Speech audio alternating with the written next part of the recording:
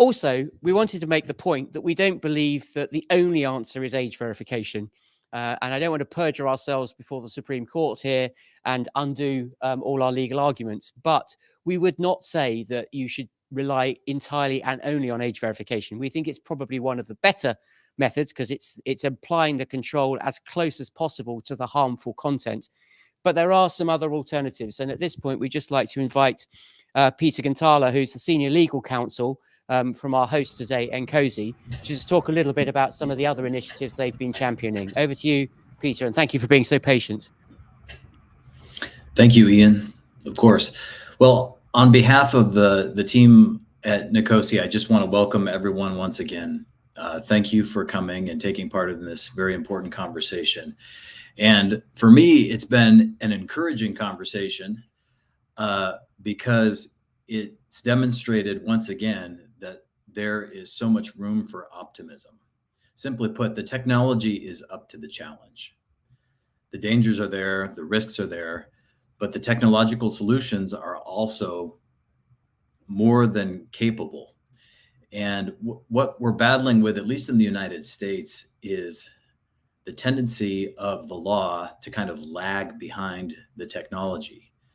And as Adam presented and as Brad presented, I think you have a sense that the Supreme Court 2 decades ago was presented a very cramped perspective on the ability of technology to provide safety. And in a sense, one of the goals that we have now is to project the optimism that's out there because of the dynamic solutions that are available. Just hearing from all of you, the document authentication solutions, the OCR solutions, the digital ID, facial recognition, and estimation, two-factor authentication, on-device assurance, all of these things can work and have a role for a reasonable regime to establish age assurance and protect children from the most harmful sexual material that's out there. One of the things that I think we need to focus on, when you just think about the various diverse applications of the technology that we've been discussing this afternoon, is that it fits with the basic principle. The diversity is necessary because of the basic principle of security in connected societies. The basic principle of cybersecurity is that multiple layers of risk require diverse and multiple layers of response. And I think that's what we're seeing here when we focus on the specific risk of children being sexualized online, being presented with sexually graphic material that is not age appropriate for them, or even to be connected.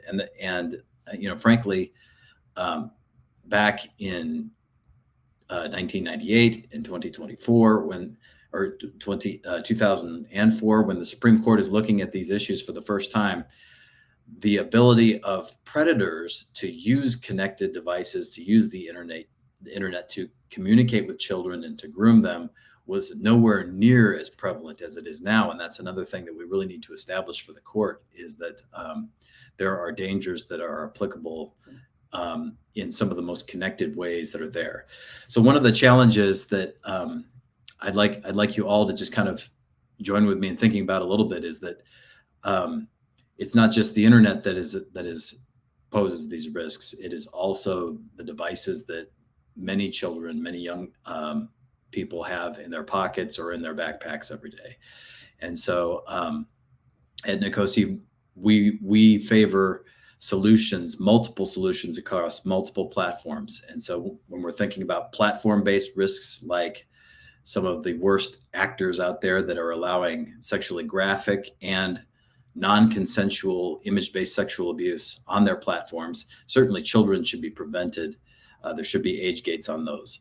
But then there's also other applications and platforms that are connecting predators to children through having laxed communication protocols and things like that.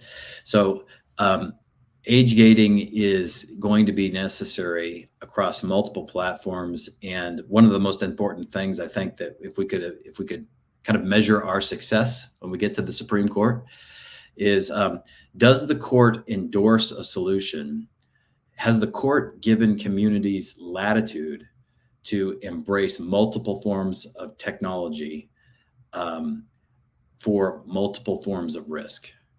And all of you are stepping up to the challenge, and I just want to commend you for that.